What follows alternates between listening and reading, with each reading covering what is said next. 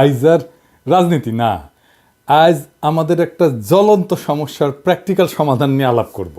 আমি প্রফেসর ইউনূসের সরকারকে এরকম প্র্যাকটিক্যাল সলিউশন করার জন্য উদ্বুদ্ধ করি, আর সরকার চাইলে আমি আমার পূর্ণ সামর্থ্য দিয়ে সাহায্য করি। একটা দুইটা জায়গায় না, অসংখ্য জায়গায় পরামর্শ দিয়ে, ইনসাইট দিয়ে কাজ করছি, কিছু সাজেশন প্রকাশ্যেই দিছি, কিছু ব্যক্তিগতভাবে এর মধ্যে অনেক কিছু ইমপ্লিমেন্ট করা হয়েছে। জনগণ তার ভিজিবল ইম্প্যাক্ট দেখতে পাইছে। আমার মতো জায়গায় থেকে যে কিনা সরকারের পার্ট না, কিন্তু সরকারের বেসরকারি পার্টনার হিসেবে নিজেকে কনসিডার করে, আর যার সরকারের কাছে থেকে পাল্টা কোনো প্রত্যাশা নাই, শুধু দেশের ভালো হওয়া, দেশের মানুষের জন্য কল্যাণ করা হয় যদি কারো চাওয়া হয়, তাহলে সেটা খুব পজিটিভ হইতে পারে দেশের জন্য। আর আমার মনে হয় আমার এই ভূমিকাতেই থাকা উচিত। যাই হোক, আসেন আজকের আলোচনায় ঈদে বাড়ি যাওয়া নিয়ে।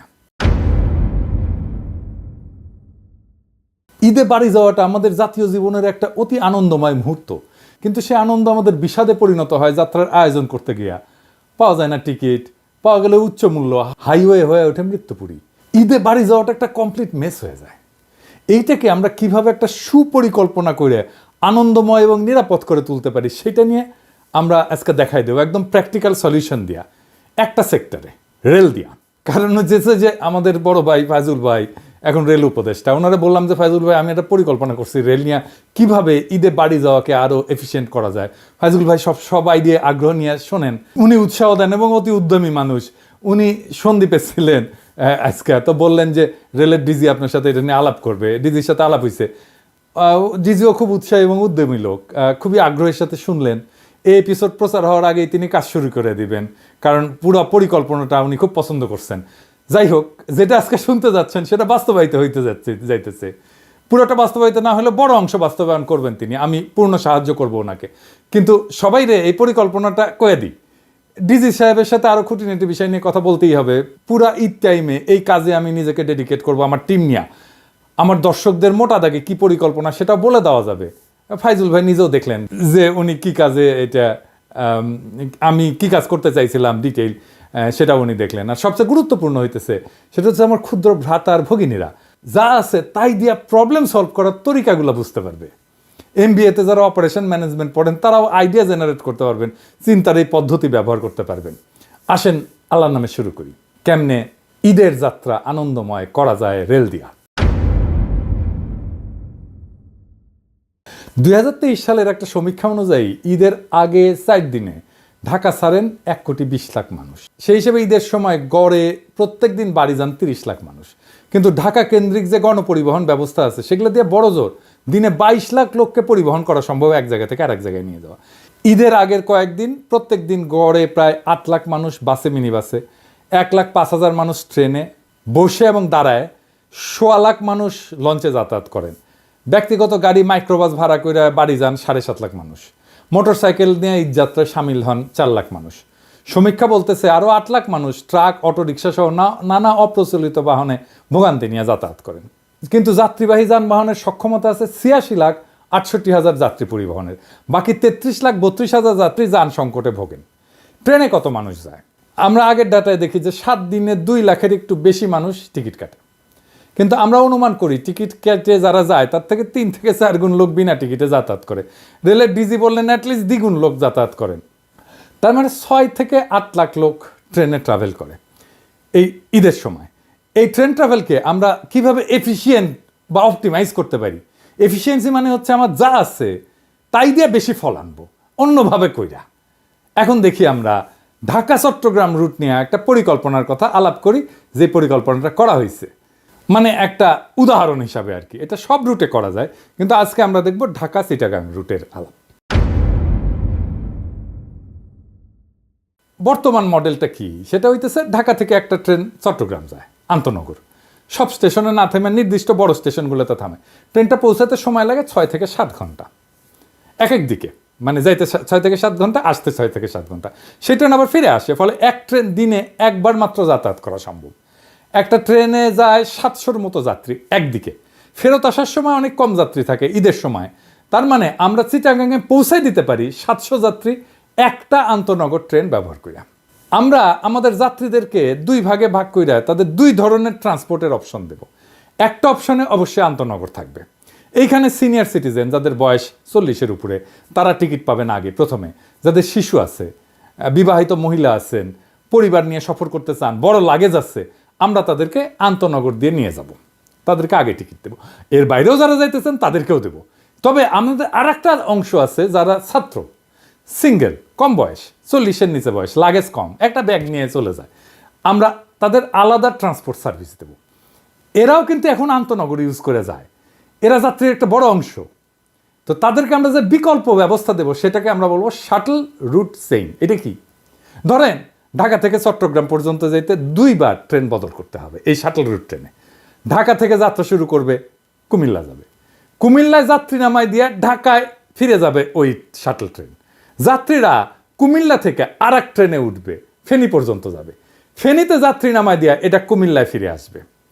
ফেনী থেকে যে ট্রেন যাবে ফাইনাল ডেস্টিনেশনে চট্টগ্রামে, 2 বার ট্রেন চেঞ্জ করতে হবে। তাইলে এইভাবে 3টা ট্রেন দিয়ে কম করে হলেও 8 থেকে 9টা ট্রিপ দেওয়া যাবে প্রত্যেক দিন। তার মানে আমরা প্রায় 6000 যাত্রীকে চিটাগাঙে পৌঁছায় দিতে পারবো। এই ট্রেনগুলোকে যদি আমরা আন্তনগর হিসেবে চালাইতাম তাহলে ম্যাক্সিমাম 2100 যাত্রীকে চিটাগাঙে পৌঁছায় দিতে পারতাম। তার মানে 3 গুণ যাত্রী বেশি পরিবহন করা সম্ভব যদি এই শাটল রুট চেইন যেটা আমি বললাম সেইভাবে ব্যবহার করা হয়, একই রিসোর্স ইউজ করে।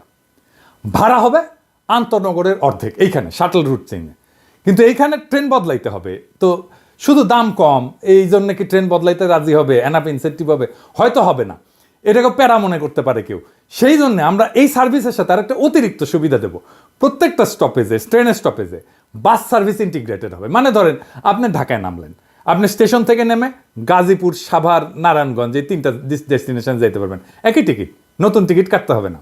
আপনি স্টেশন থেকে বা অনলাইনে যে টিকিট কাটছেন ট্রেনের, সেখান থেকে বলতে পারবেন আপনি এই জায়গা থেকে গাজীপুর যাবেন, স্টেশনের সামনে বাস দাঁড়ানো থাকবে, ট্রেন থেকে নামার 20 থেকে 25 মিনিট পর বাসগুলো ছেড়ে যাবে গন্তব্যে। ভলান্টিয়াররা যাত্রীদেরকে বাস পর্যন্ত পৌঁছে দেবে, ট্রেন থেকে ডাকবে যাত্রীদেরকে, সাভার এদিকে এদিকে এদিকে, নারায়ণগঞ্জ এদিকে এদিকে এদিকে, গাজীপুর এদিকে এদিকে এদিকে, প্ল্যাকার্ড হাতে দাঁড়ায় থাকবে, ডেস্টিনেশনের নাম লেখা। ভলান্টিয়াররা ছাত্রদেরকে নিতে পারি, স্কাউটদের নিতে পারি, তাদের আমরা খরচা দেবো, টাকা দেবো। তারপরে ধরেন কুমিল্লা স্টেশনে লাকসামার মুরাদনগরের বাস থাকবে, ফেনীতে থাকবে সোনাগাজী আর পরশুরামের বাস, চিটাগাঙে থাকবে হাটহাজারী, রাঙামাটি, বাঁশখালী, আনোয়ারার বাস। লাস্ট স্টপেজগুলোতে আন্তনগরের সাথেও আমরা বাস সার্ভিস ইন্টিগ্রেট করে দিতে পারি। মানে আন্তনগরের টিকিট কাটলে এই 4টা ডেস্টিনেশনে যাইতে পারবে। এই যে হাতে সময় খুব কম, কিন্তু অনেক কিছুই হয়তো বাস্তবায়ন করা যাবে এই পরিকল্পনায়। আমি কাজ করে দেখানোর মানুষ। বিপ্লব এই সুযোগ আর সম্ভাবনার দুয়ার খুলে দিছে। পরের ঈদে ইনশাল্লাহ আরও সুচারুভাবে কাজটা করতে পারবো। বাংলাদেশের রেলওয়েকে সুপার এফিশিয়েন্ট করে তোলা যাবে যদি আমরা একসাথে এই টিমটা কাজ করতে পারি। আমার ডিজি সাহেবকে খুবই পছন্দ হয়েছে, খুবই মাইডিয়ার লোক। আমরা যদি একসাথে করতে পারি তাহলে অনেক out of the box solution দিয়ে রেলকে আমরা বদলাই দিতে পারবো আমূল। আমাদের পার্টনারশিপ যদি অটুট থাকে, একটা স্যাম্পল তো দেখাইলাম কিভাবে করতে চাই। সরকারের কোনো আলাদা বরাদ্দ লাগবে না। যদি এই কাজটা আমরা রেলের সাথে টিম হিসেবে করে ফেলতে পারি তাহলে ভবিষ্যতে আমরা বাকি কাজগুলোও করতে পারবো। বাংলাদেশ রেলওয়ের পাশে আপনাদের পিনাকি তার টিম নিয়ে কাজ করবে রাত দিন, যেন ঈদের যাত্রা আপনাদের আনন্দময় হয়। রেলওয়ের বন্ধুরা যারা এই কাজ করবেন একসাথে আমার সাথে এই প্রজেক্টে, তাদের বলতেছি it will B a big fun. আমরা একসাথে অসাধারণ অভূতপূর্ব কিছু অর্জন করব, একই সাথে ফান করব, আমরা আনন্দ করব, আনন্দের সাথে এই কাজটা করব। আর যাত্রীরা আপনাদের নির্বিঘ্ন আর আনন্দময় বাড়ি ফেরাকে নিশ্চিত করতে পারলে আমরা আনন্দিত হব। সে আনন্দ হবে তুলনাহীন। আবার এইটা ভাইবেন না যে এটা টাকা করে একটা প্রজেক্ট করেছি, টাকা পয়সা নেবে পিনাকি দাদা অনেক কিছু। না না না, আমি বা আমার টিম এটার সাথে কোনো আর্থিক সংশ্লেষ নাই, বা টাকা পয়সা দেবে না আমাদেরকে সরকার কোনো। এটা সম্পূর্ণ স্বেচ্ছাশ্রম, আমাদের ভলান্টারি ওয়ার্ক বাংলাদেশ সরকারের জন্য, বাংলাদেশ রেলের জন্য কমপ্লিটলি ভলান্টারি ওয়ার্ক। এটা পরিষ্কার কইরা দেওয়া ভালো। আমার তো আবার শত্রুর অভাব নাই, কখন আবার কে বইলা বসে যে রেলের সাথে ব্যবসা করিচ্ছে পিনাকি। জি না ভাই, একটা পয়সাও আমরা নিচ্ছি না, আমার টিম নেবে না। আমার সাথে যারা কাজ করবে বেসরকারি পার্টনার যারা, তারা কেউই এই প্রজেক্ট থেকে কোনো পয়সা নেবে না। বা বাংলাদেশ সরকারের সাথে যত কাজই আমরা করি না কেন, কোনোটার সাথেই আমাদের কোনো আর্থিক সংশ্লেষ নেই। আমরা কোথাও থেকে কোনো টাকা পয়সাও নেই না, চাইবও না, দিলেও আমরা নেব না। দেওয়ার আমার টাকা পয়সার দরকার নাই, দরকার দেশকে সাহায্য করা, শুধু এইটুকু। এটা বলে দেওয়ার দরকার ছিল, সেজন্যই বললাম। অন্য মন্ত্রণালয়কে বলি, আপনাদের ভিজিবল কিছু অর্জন দেখাইতে হবে যা মানুষের জীবনকে স্পর্শ করবে। ঠিক যেভাবে মানুষ কম দামে খাদ্যপণ্য পাচ্ছে, এটা আপনাদের দেখাই নাই। কত অল্প টাকায় কত পণ্য, খাদ্যপণ্য আপনারা কিনতে পারেন, এইটা সাহেব দেখান একে একে। এটা কয় টাকা আসবে? 15 টাকা। তাহলে আড়াই কেজি কপি নিলাম আমি 15 টাকা। আচ্ছা আপনি হাফ কেজি বাগুন দেন। 15 টাকার নিলাম হচ্ছে যে হাফ কেজি বেগুন। আচ্ছা এটা কত আসবে? 20 টাকা কেজি দেন, 1 কেজি দেন। টমেটো কত করে দেবেন? 2 কেজি 15 টাকা। কত টাকা কেজি বললেন? 15 টাকা কেজি। আমাকে 1 কেজি দেন, হাফ কেজি না, আরেকটা কেজি 60 টাকা। আচ্ছা আমাকে 1 পোয়া দেন তো। 20 টাকা কেজি পেঁপে, আমরা একটা পেঁপে নিলাম, হাফ কেজির মতো হলো। তাহলে কয় টাকা আসলো? 10 টাকা। ঠিক আছে 10 টাকা। ভাই এটা কত দিব এটা বলেন? ঠিক আছে আমরা 130 টাকার মধ্যে আমরা লাউ পেলাম, বাঁধাকপিকে পেলাম, তারপরে মিষ্টি লাউ পেলাম, বেগুন পেলাম, আমরা পেঁপে পেলাম, করলা পেলাম, গাজর পেলাম, টমেটো পেলাম। ঠিক আছে আপনাদের তাহলে আমার 150 টাকা লাগলো না? 130 টাকা। আমরা 130 টাকায় এই কয়েকটা বাজার করলাম, এতগুলো বাজার। দেখি 150 টাকা ফিল আপ করতে 150 থেকে 200-র মধ্যে বাজার করব। আমার এখনো পেঁয়াজ এবং হচ্ছে যে আলুই বাকি আছে। বিগত সময়ে কত করে পেঁয়াজ বিক্রি করেছেন? 400 টাকা, 220 টাকা, 120 টাকা। আপনি এটা হলো 25 সাল 24 সাল থেকে ওই দাম দিচ্ছি। এই বছরটা মানে 5 তারিখের পরে বাজার রেট কম। তাহলে কত টাকা দিতে হচ্ছে? 35 টাকা আমাদের। তাহলে এখানে হচ্ছে 35, 1 কেজি পেঁয়াজ কিনেছে। আর ওইদিকে ছিল কাঁচা বাজারে 130। তাহলে কত হলো ভাই? 165। 165। তাহলে এখনো কাঁচা মরিচ আর আলু বাকি আছে। কত করে কেজি যাচ্ছে ভাই? কেজি 40। ঠিক আছে আমি যেহেতু কাঁচামরিচ নষ্ট হয়ে যায় আমাকে 1 পোয়া দেন। 1 পোয়া কত আসতেছে ভাই? 10 টাকা। ওইদিকে 165 আর এইদিকে হলো 10 টাকা, 175 টাকা। আলু এটা কত? এটা আপনার 20 টাকা কেজি, 100 টাকা পাল্লা। 100 টাকা পাল্লা মানে 5 কেজি 100 টাকা। আর 20 টাকা হচ্ছে কেজি। আচ্ছা আর এই যে আমাদের বগুড়ার এটাকে আমরা বলছি ফাটা পাকড়ি আলু। এই পাকড়ি আলু কত ভাই? 120 টাকা আর 24 টাকা। 24 টাকা কেজি। 24 টাকা। ওইদিকে তাহলে 175 আর 24। আমার বাজার শেষ। আমার মোট হিসেবে দাঁড়ালো 199 টাকা, তাই না ভাই?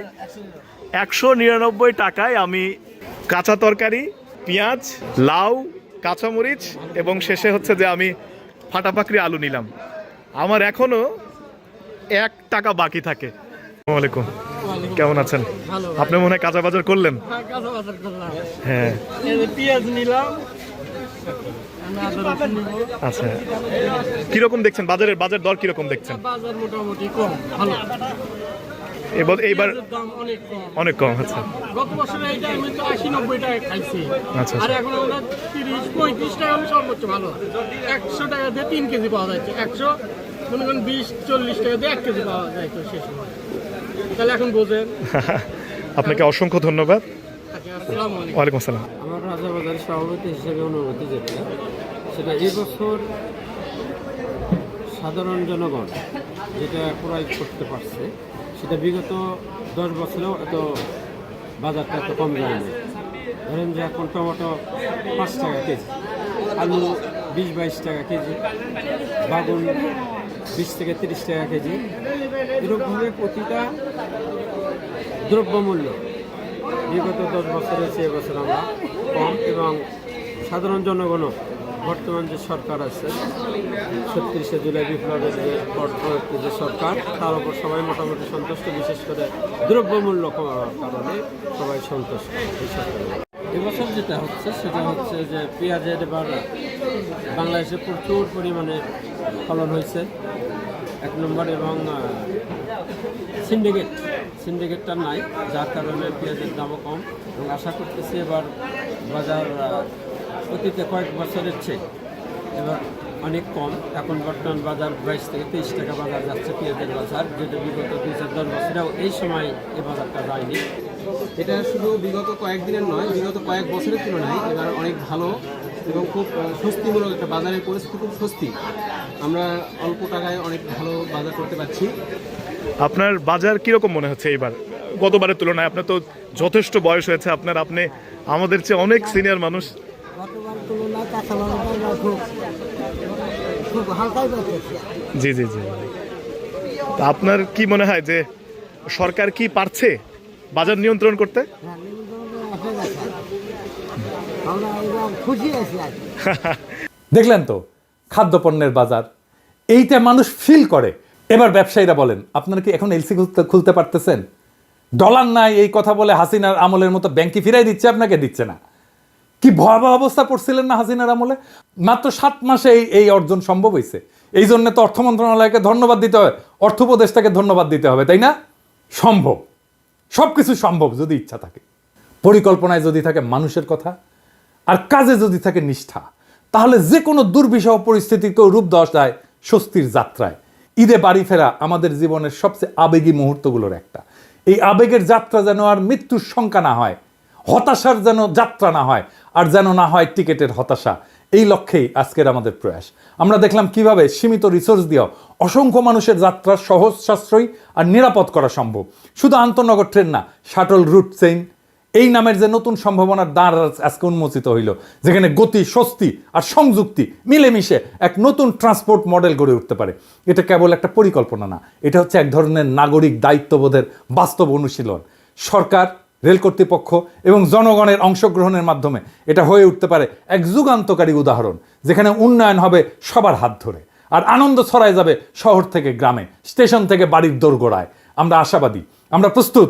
এখন প্রয়োজন একটুখানি সাহস, একটুখানি সমন্বয়, আর বাকিটা হয়ে যাবে ইতিহাস। চলেন এই ঈদে বদলাই দৃশ্যপট, বদলাই যাত্রার গল্প, বদলাই বাংলাদেশের রেলওয়ের ভবিষ্যৎ। এই গল্প বদলের শুরু সেই জুলাইয়ে, সেই মাহেন্দ্রক্ষণে জাতি যখন এক প্রাণ হয়ে জেগে উঠছিল। সেই জুলাইয়ের প্রেরণায় আমরা দেশকে নক্ষত্রের দিকে উড়ায় নিয়ে যাব একসাথে। ইনকিলাব জিন্দাবাদ।